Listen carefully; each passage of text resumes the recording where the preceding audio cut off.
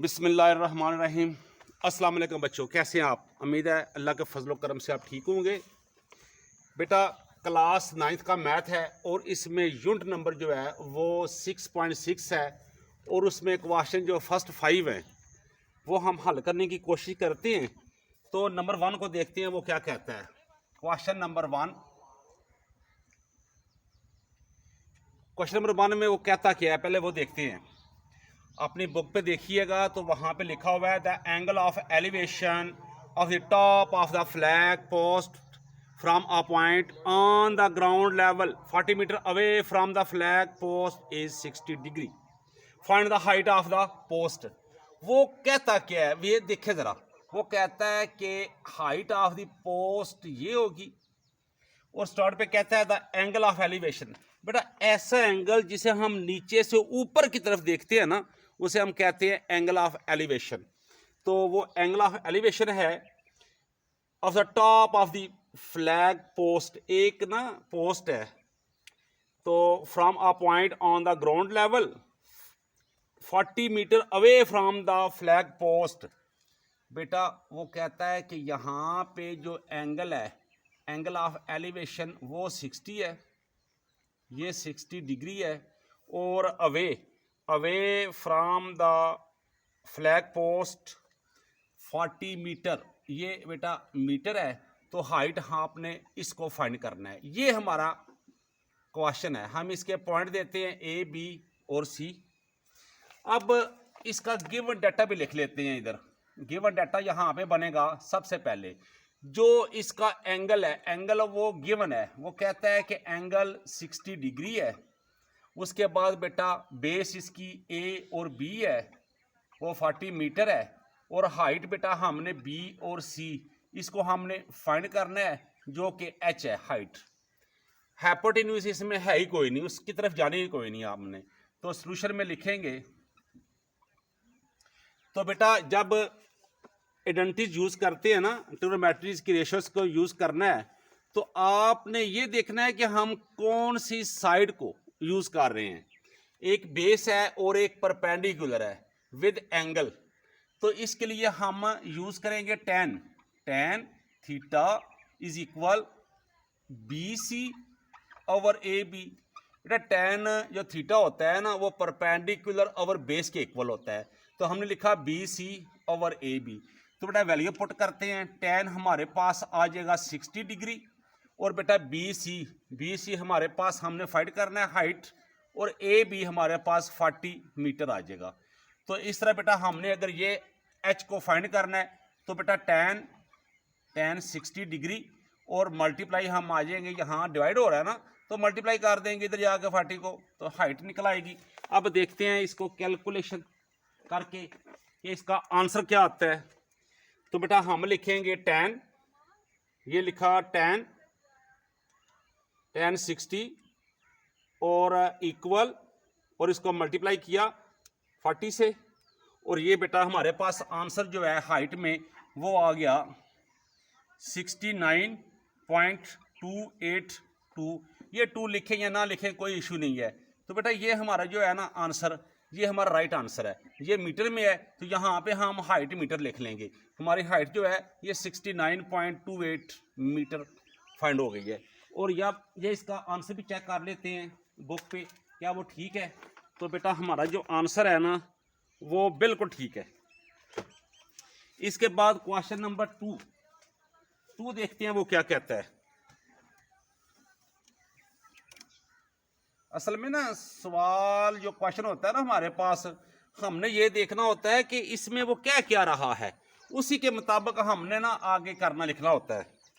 तो इसमें देखिए क्वेश्चन नंबर 2 में एक ट्राई एंगल है जी, आइसोसेलेस ट्राई एंगल है,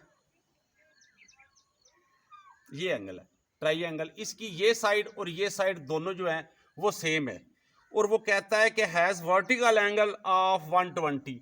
बेटा ये जो एंगल है ना ये 120 डिग्री है यहाँ पे and the base 10 centimetre long. ये जो बेटा बेस है ना इसकी ये है 10 मीटर। उसके बाद कहता है find the length of its altitude. अब इसका जो एल्टीट्यूड है वो भी हमने फाइंड आउट करना है। कर लेते हैं।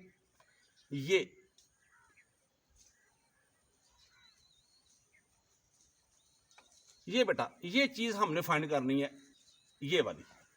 तो इसमें फिर देखिए एक ट्राइंगल है और इसका एंगल जो है वर्टिकल वो हमें गिवन है। तो एंड बेस इसकी 10 है। तो यही है, हम देखते हैं जी ये कैसे होगा। कैलकुलेटर हमारे पास है तो कैलकुलेटर को यूज़ करेंगे हम।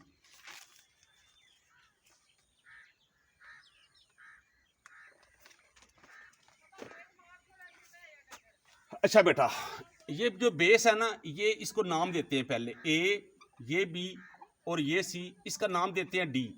आपको यहाँ पे ना 2-3 चीज़ों का पता होना चाहिए।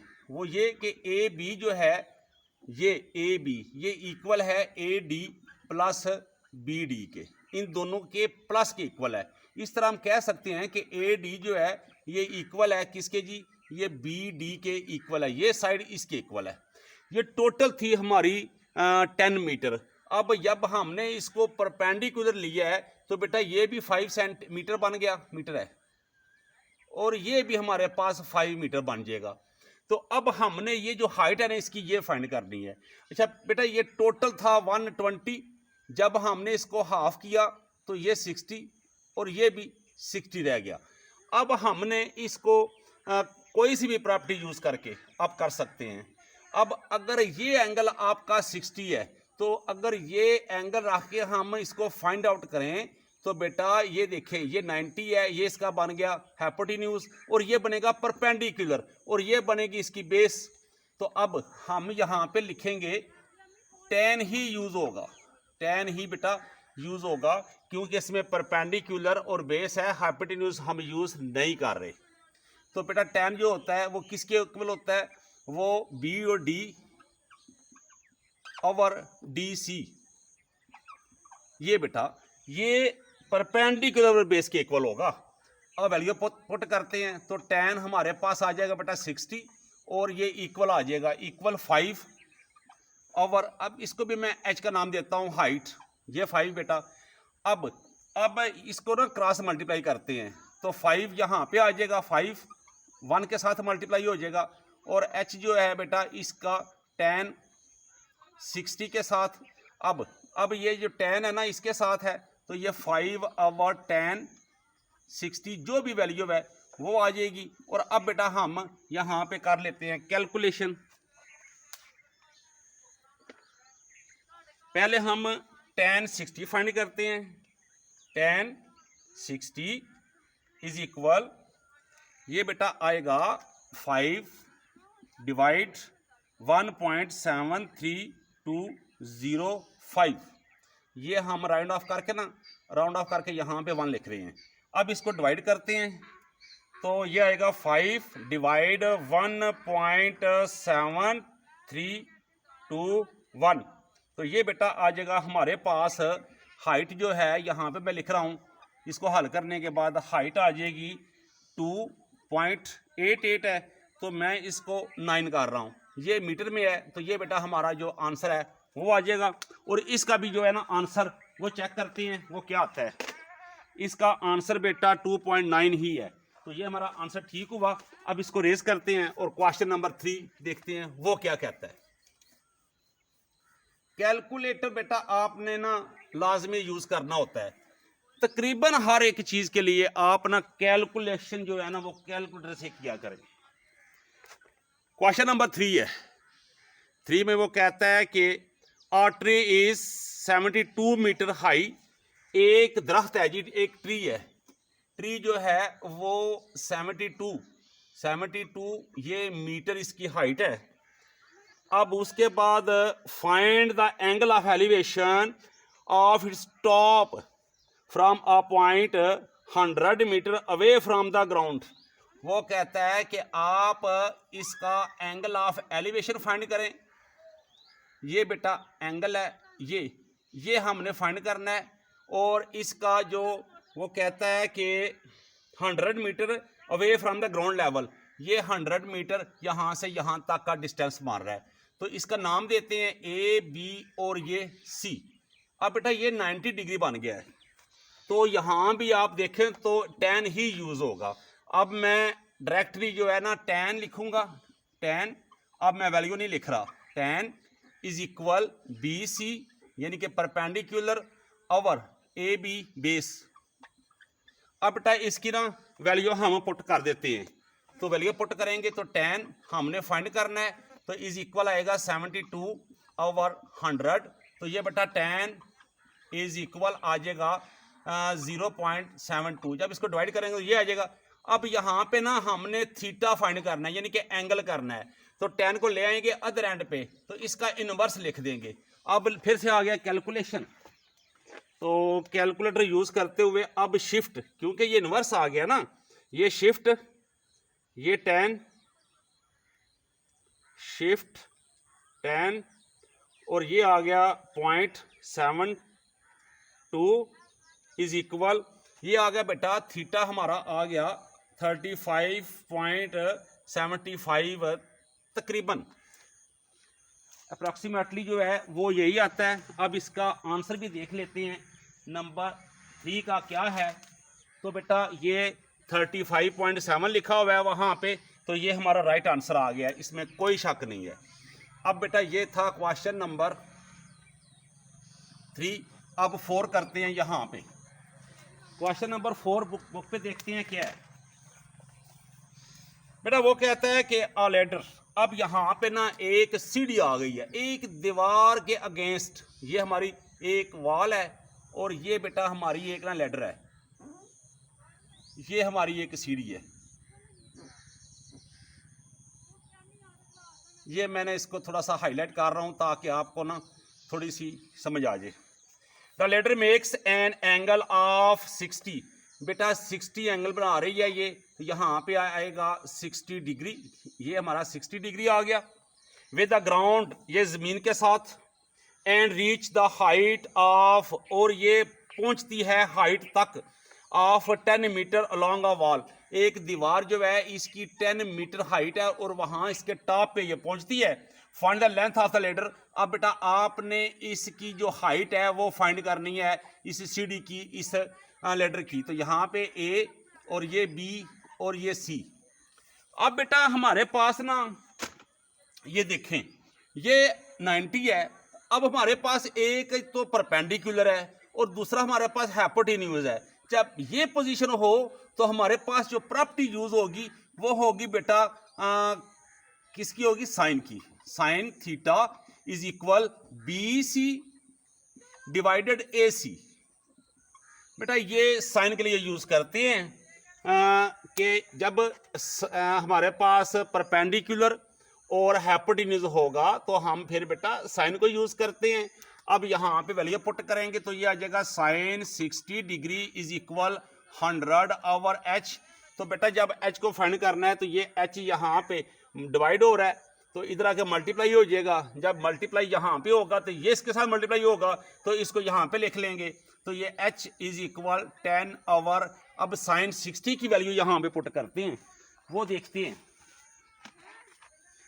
साइन 60 वैसे तो ये √2 आता है ना, √3 आता है, तो जैसे टेबल के मुताबिक, लेकिन कैलकुलेशन इसकी करते हैं।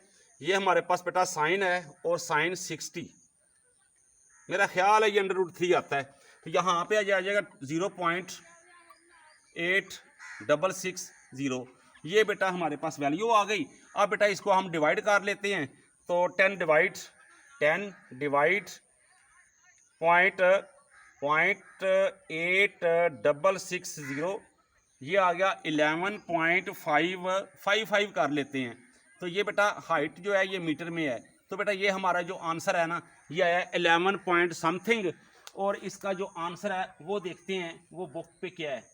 बुक पे हमारे पास जो इसका आंसर है वो बेटा बिल्कुल सेम है, 55 है, ठीक है। अब बेटा हमारे पास जो क्वेश्चन नंबर 5 है ना वो भी हम यहाँ पे ही कर लेते हैं। ये था 4 नंबर, अब इसको नाम देते हैं 5 का। अब यहाँ पे ही नंबर 5 भी कर लेते हैं, उम्मीद है कि हो जाएगा। वो कहता क्या है, वो कहता है कि एक लाइट हाउस है, टावर, लाइट हाउस का जो टावर है इज 150 मीटर हाई। वो कहता है कि एक टावर है, ये बेटा टावर है और 150 मीटर इसकी हाइट है, ये इसकी हाइट होगी फ्रॉम द सी लेवल। यहां पे द एंगल ऑफ डिप्रेशन, जो ऊपर से हम ऑब्जर्वेशन कर रहे हैं, अब हमने ऊपर से देखना है एंगल। अब ये जो एंगल है ये हमारा बनेगा एंगल, ये बनेगा 60 डिग्री का। वो कहते हैं एंगल ऑफ डिप्रेशन देखना है। पहले था एलिवेशन जो नीचे से ऊपर था, अब इसका अपोजिट आ गया ऊपर से नीचे की तरफ। Find the distance between the ship. अच्छा, the angle of depression from the top of the tower to the ship is, यहाँ से शिप तक, ये शिप है ए पे, ये शिप है यहाँ पे, तो यहाँ से यहाँ जो शिप नजर आ रहा है ना उसको, तो वो कहता है अगर ऑब्जर्व करें तो 60 डिग्री का एंगल बनेगा। तो find the distance between the ship and tower, ये शिप है और ये टावर है बी, ए बी के दरमियान ये जो डिस्टेंस है ना, इसको मैं एक्स का नाम दे देता हूँ। ये हमने फाइंड करना है। ये बेटा हमारा फार्मूला है, सॉरी डाटा है। तो यहाँ पे लिखेंगे सी, ए बी सी ट्राइंगल होगी, तो बेटा इसके सामने वाला एंगल जो है वो ये बनेगा, ये 60 बन जाएगा। उसको भी यूज कर सकते हैं हम, इसको 30 करके भी कर सकते हैं क्योंकि ये 90 बन रहा है ना, तो लेकिन यहाँ पे ही हम कर लेते हैं ऐसे। अगर इसको करें ना तब भी आंसर ठीक आ जाएगा, इसको 30 डिग्री करके कर लें तब भी आंसर ठीक आएगा। अब जब 30 करेंगे तो परपेंडिकुलर 30 के लिए ये होगा, लेकिन 60 को यूज करेंगे तो परपेंडिकुलर ये होगा। ये बात आपने याद रखनी है, ये इसका टर्निंग पॉइंट है। तो बेटा हम यूज क्या करेंगे, हम यहाँ पे tan करेंगे use. tan theta is equal B C divided A B. तो बेटा बी सी की जगह पे लगा देंगे, यहाँ पे लगाएंगे tan 60 is equal B C 150 और डिवाइड x कर देंगे, तो x इज इक्वल 150। अवर क्या आएगा, tan जो होता है ना बेटा, ये हमारा आएगा 3√, आएगा। लेकिन यहाँ पे देखते हैं tan 60 की वैल्यू, ये हमने पहले ऑलरेडी की हुई है, ये सॉरी से साइन किया है, अब tan की करनी है, ये कुछ और आएगी। देखते हैं जो भी आ गया। tan 60 इज इक्वल, ये बेटा 1.72732 ये मैंने राउंड ऑफ किया थोड़ा सा, 0 खत्म करके ना 1 लिखा है। तो बेटा अब हम इसको क्या करेंगे, हम डिवाइड कर देंगे। 150 डिवाइडेड 1.732 इक्वल 86.6। ये बेटा हमारे पास जो है मीटर में, ये हमारे पास जो है ना उस शिप से लेके टावर की बेस तक जो डिस्टेंस है, ये जो डिस्टेंस है ये आएगा बेटा हमारे पास 86.6 मीटर। तो ये चेक करते हैं बुक पे वो क्या है। तो बेटा बुक पे भी हमारा जो आंसर है वो